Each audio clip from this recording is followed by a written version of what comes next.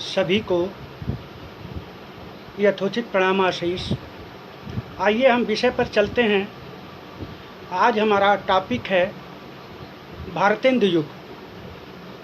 कल हमने भारतेंदु से पूर्व जो उन्नायक रहे हैं, खड़ी बोली हिंदी के 4 प्रारंभिक उन्नायकों में से गिने जाते हैं, और कुछ राजा महाराजा लोग भी हिंदी के साहित्य संवर्धन में और प्रसारण में बड़ा महत्वपूर्ण योगदान दिया, उनकी हमने चर्चा किया। अब उसके बाद जो नवजागरण काल के नाम से जाना जाता है, पुनर्जागरण काल के नाम से जाना जाता है, भारतेंदु युग के नाम से जाना जाता है, उसके बारे में आज मैं चर्चा करना चाहता हूँ। ध्यान दीजिए, भारतेंदु युग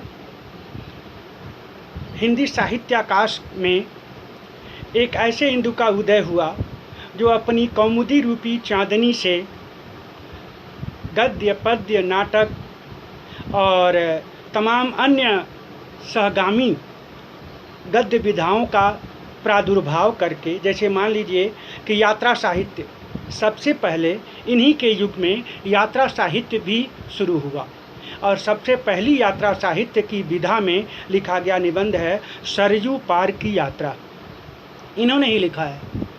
और यात्रा साहित्य, नाटक साहित्य, निबंध साहित्य, गद्य की अन्य नवीन कई प्रमुख विधाओं का इन्होंने सूत्रपात किया। ऐसे में हमने चर्चा किया कल कि ये स्वयं समृद्ध परिवार को तो थे ही, और धन दौलत की कमी नहीं थी, लेकिन इन्होंने अपने खर्चे से हिंदी साहित्य का उत्थान करने के लिए नए नए लेखकों को, नए नए कवियों को जन्म देने का प्रयास किया।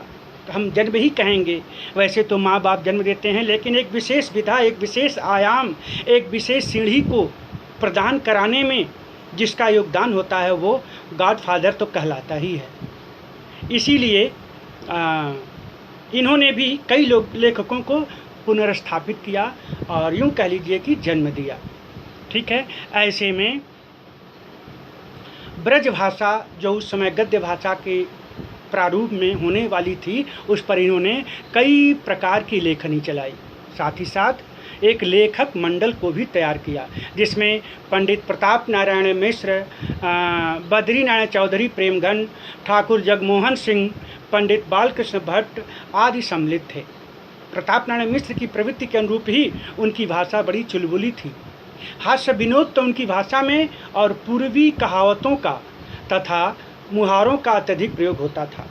उनकी मुहावरें बड़ा ही सुंदर थीं, मानो आम बोलचाल की भाषा में जब लोकोक्तियों और मुहावरों का, जो कि हमने पूर्व में चर्चा किया है, या किसी एक की धरोहर, एक की रचना नहीं, लोकोक्तियाँ और मुहावरे, ये हमारे पूर्वज उनके मुख से जो भी अनुभूत हुआ उसे वाणी को प्रदान कर दिया, और शब्द में आने वाली पीढ़ी के लिए मौखिक रूप में धरोहर करते चले गए। ये मौखिक वाणियाँ, लोकोक्तियाँ, मुहावरे जब हिंदी गद्य साहित्य के निबंधादि प्रकरणों में प्रयोग की जाने लगीं, तो इन बातों को आम जनता जो कम पढ़ी लिखी थी या जो साक्षर ही थी, वो लोग भी बड़े गौर से सुनते थे। ठीक है। यहाँ तक कि मैं बताते चलूँ कि इनका एक प्रसिद्ध निबंध है, भारत और सुन्नति कैसे हो सकती है। यह बलिया जिले के ददरी नामक गांव में लिखा, एक मेला लगता है, वहाँ पर इन्होंने नागिल पचाड़ी सभा की ओर से समिति इनकी पहुँची थी उस मेले में, और उन्होंने ये संभाषण में लिखा है। उस संभाषण में लगे हाथों थोड़ा सा ददरी मेले के बारे में मैं बताते चलूँ कि ददरी गांव जो है गंगा और सरजू जी के द्वाबे में बसा है, बलिया जिले में। और वहाँ पुराने समय में एक दरदर ऋषि हुआ करते थे, जो बड़े शक्तिमान थे और सज्जन भी थे, ऋषि थे। उन्हीं के नाम पर उस गांव का नाम ददरी रखा गया। और ददरी में कार्तिक पूर्णिमा के महीने के अवसर पर मेला लगता था, जो लगभग 1.25 महीना चलता था। आज थोड़ा कम हो गया, लेकिन आज भी उसकी प्रासंगिकता है उस मेले की। उस मेले में दूर दूर से लोग आते थे। 18वीं शताब्दी में यह घटना हुई, और उन्होंने ददरी के मेले में मंच पर नागरिक पचाड़ी सभा के मंच से जो भाषण दिया, वो आम जनता के लिए बड़ा ही अनुकूल रहा। उन्होंने बोदा शब्द, ठिगने शब्द, काठियाड़ी, घोड़े वाले आदि शब्दों का जो प्रयोग करके, और यहाँ तक कह दिया कि भारतीय लोग तो रेलगाड़ी के डिब्बे हैं। अर्थात भाई आप सभी लोग जानते हैं कि AC, first class, third class, AC, साधारण आदि तमाम तरह के किराए होते हैं, अरे किराए के डिब्बे होते हैं, लेकिन तमाम उसमें लग्जरियस सुविधा होती है। लेकिन जब तक उसमें हज़ारों पावर का इंजन न लगे तब तक ये भी जो है डिब्बा आगे खिसक नहीं सकता। उसी तरह से हमारे देश में हमारे आम जनता, आम युवकों में अद्भुत साहस का परिचय है, लेकिन का चुप साध रहा बलवाना।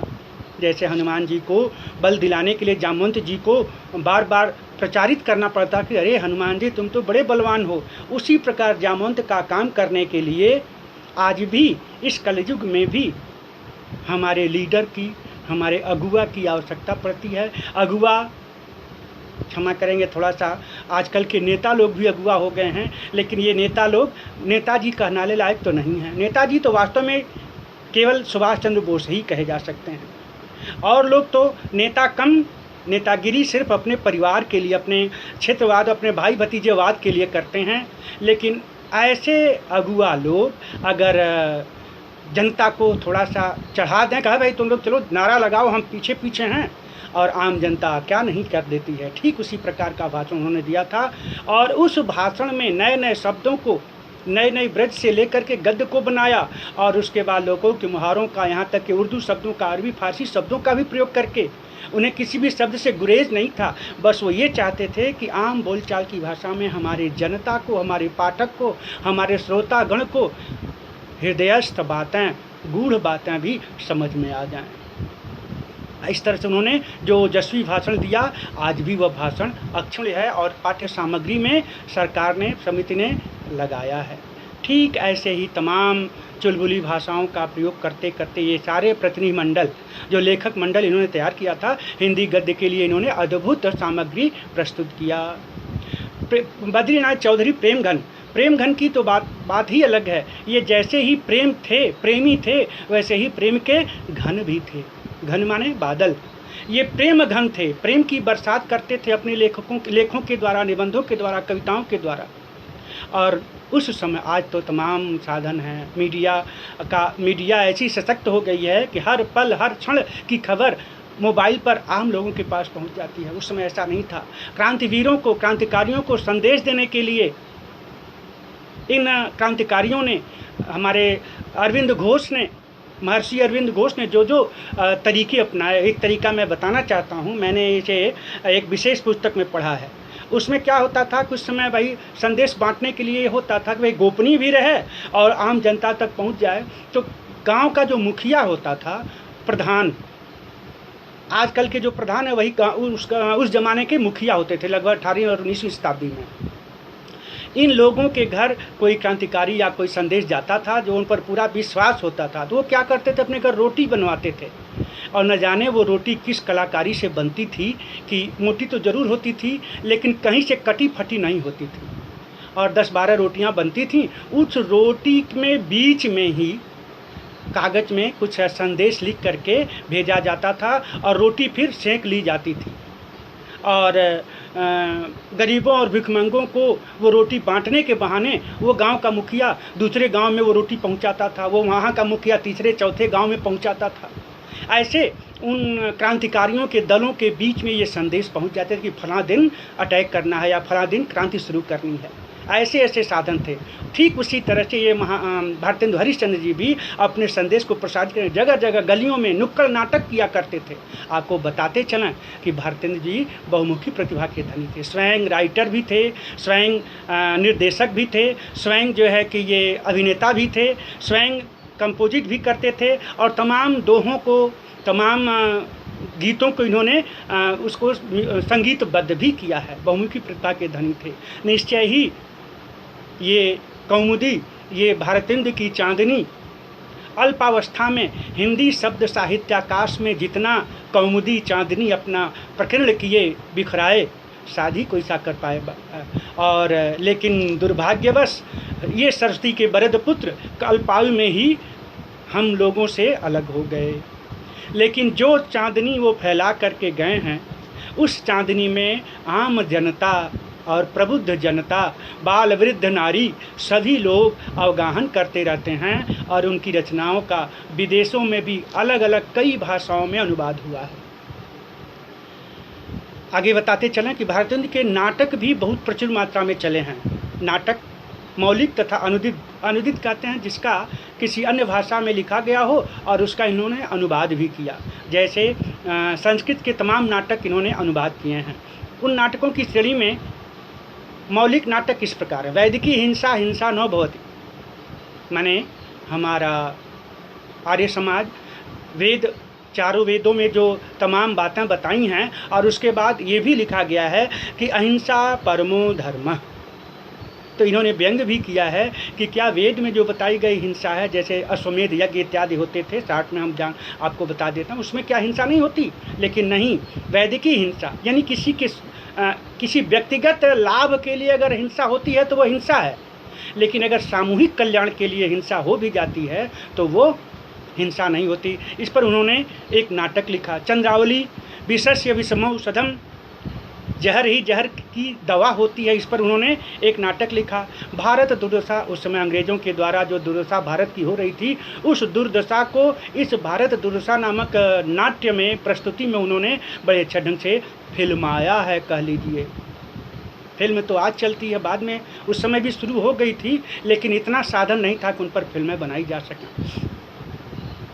फिर उसके बाद कुछ इनकी अनुदित रचनाएं भी हैं। विद्या सुंदर, पाखंड विडंबन, कर्पूर मंजरी, मुद्रा राक्षस, मुद्रा राक्षस आदि इनकी रचनाएं। प्रताप नारायण मिश्र का गो संकट, भाई गाय हमारी माता है, हमारी धर्म है। गाय के शरीर में खुर से लेकर डिल तक, मुख से लेकर पूंछ तक चतुर्दिक अनेकानेक देवी देवताओं का वास होता है। गोमय में तो साक्षात लक्ष्मी जी का वास होता है। इसी तरह से, इसीलिए तो हर शुभ अवसर पर घरों में उन्हीं गाय के गोबर से लेपन किया जाता है। और अधिक क्या कहें, इन के रोम में भी 33 करोड़ देवता निवास करते हैं। कोटि 33 प्रकार के देवता, करोड़ नहीं, कोटि और कोटि में अंतर है थोड़ा सा, इस पर हम फिर कभी चर्चा करेंगे। प्रेम घन कृत भारत सौभाग्य, लाला श्रीनिवास कृत रणधीर एवं प्रेम मोहिनी, ये तमाम तरह की रचनाएं लिखी गई जिसमें दोहरा लाभ हुआ। हिंदी शब्द समूह की शब्द भंडार की श्रीवृद्धि तो हुई ही, साथ ही साथ नए लेखक भी, कवि भी, नाटककार, कहानीकार भी पैदा हुए और साथ ही साथ अपने उद्देश्य में ये समिति भी सफल हुई। ठीक है। जैसा कि आप जानते हैं कुछ समय क्रांति चल रही थी, तो इस क्रांतिकारी विचार को आदान प्रदान करने में भी इन नाटकों का महत्वपूर्ण योगदान हो रहा है। जैसे कि आगे चलकर द्विवेदी युग में, फिर शुक्ल युग में प्रेमचंद जी आए, जिनका एक महान उपन्यास सोजे वतन अंग्रेज़ों को इतना सुझा दिया कि इतने भयभीत हो गए अंग्रेज़ कि इस उपन्यास की प्रति को इन्होंने जला दिया और नवाब धनपत राय को कई महीने की जेल हुई। बाद में जब ये उठे तो अपने छूटे तो दूसरे नाम से, छद्म नाम से फिर लिखने लगे। फिर बाद में इन्होंने अपना नाम प्रेमचंद बना लिया, रख लिया। आप इस घटना से तो अंदाज़ा लग ही गया होगा कि तत्कालीन विक्टोरिया सरकार हम भारतवासियों पर कितना जुल्म ढाती थी। ठीक है, आगे चलते हैं।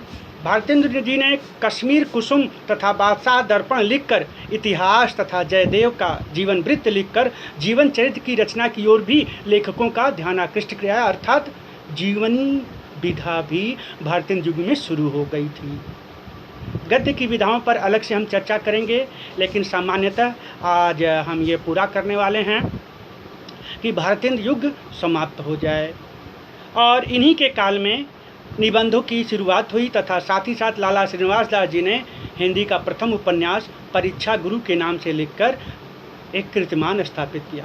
राधा कृष्ण सहाय का निस्सहाय हिंदू, राधा कृष्ण दास का निस्सहाय हिंदू, पंडित बालकृष्ण भट्ट का नूतन ब्रह्मचारी, यह भी एक व्यंग नाटक है। 100 अजान और 1 सुजान तथा कार्तिक प्रसाद खत्री का रामकृष्ण वर्मा, बाबू गदाधर के अनेक अनुदित उपन्यास भी इसी समय प्रकाशित हुए। साथ ही साथ इस काल में तमाम पत्र पत्रिकाओं का भी शुरुआत हुआ। एक ऐसी पत्रिका स्वयं भारतेंदु हरिश्चंद्र जी ने शुरुआत किया और इस प्रकार कुछ ज़्यादा अनुभूतियाँ और ज़्यादा उत्साहवर्धन जब होने लगा इन लोगों का, तो स्वयं भारतेंद्र जी के मुख से निकला कि हमारी हिंदी अब नई चाल में ढल गई है और ढलती ही रहेगी, और उम्मीद है, आशा है कि आगे की पीढ़ी, आने वाली लेखकों की, कवियों की, गद्यों की जो पीढ़ी आएगी वह भी हिंदी का विकास और संवर्धन करेगी। ये पत्रिका का नाम है नागरिक प्रचारणी सभा नामक पत्रिका में, जो स्वयं भारतेंद्र जी ने प्रकाशित किया था 1883 के आसपास ये लेख छपा था, और उससे वो काफ़ी संतुष्ट दिख रहे थे। लेकिन हाय रे काल ने अपना काल कर दिया और असमय ही उन्हें अपने पास बुला लिया। ऐसा लगा कि जैसे स्वर्ग में भी क्रांति मचाने के लिए इस भारतेंदु चंद्रमा का आवाहन हो गया, और वहाँ जाकर के वो अपनी कीर्ति कौमुदी से आज भी बरसात कर रहे हैं। लेकिन इस धरती पर उन्होंने जो अपनी कीर्ति यश रूपी कौमुदी चांदनी बिखेरे हैं, वो आज तक हम लोगों को अवगाहन कर रही है। साथ ही साथ हरिश्चंद्र मैगजीन, कविवचन सुधा, बालकृष्ण भट्ट के द्वारा हिंदी प्रदीप तथा आदि पत्रिकाएं प्रकाशित हुई। प्रताप नारायण मिश्र ने तो ब्राह्मण नामक एक पत्रिका भी निकाली, जो बहुत ही सशक्त पत्रिका सिद्ध हुई। कार्तिक प्रसाद खत्री का हिंदी दीप्ति प्रकाश, बद्रीनारायण चौधरी प्रेमगन का आनंद कादम्बिनी आदि ऐसी ही पत्रिकाएं हैं जो लेखकों के रचनाओं को स्वयं कम से कम खर्चे पर, कम से कम समूह पर, कम से कम भार पर ये पत्रिकाएं स्वयं छापती थीं और नए नए लेखकों को उत्साहवर्धन करती थीं। उनसे कम से कम शुल्क लेकर के, नाम मात्र का शुल्क लेकर के, और उनकी रचनाओं को प्रकाशित परिवर्धित किया। इस प्रकार हम समाहार की ओर चलते हैं कि भारतेंदु में हिंदी गद्य का सर्वतोमुखी विकास हुआ। निबंध, नाटक, उपन्यास, संपादन आदि क्षेत्र में, जीवनी के क्षेत्र में, तमाम गद्य की विधाओं के क्षेत्र में नई नई प्रतिभाएं उभरी, नई नई विधाओं का विकास हुआ। निश्चय ही इसीलिए इस भारतेंदु युग को पुनर्जागरण काल, सुधार काल, जागरण सुधार काल, और भारतेंदु जी को हिंदी गद्य का जनक भी कहा जाता है। धन्यवाद। आप सभी लोगों को यथोचित प्रणाम आशीष। शेष द्विवेदी युग हम अगले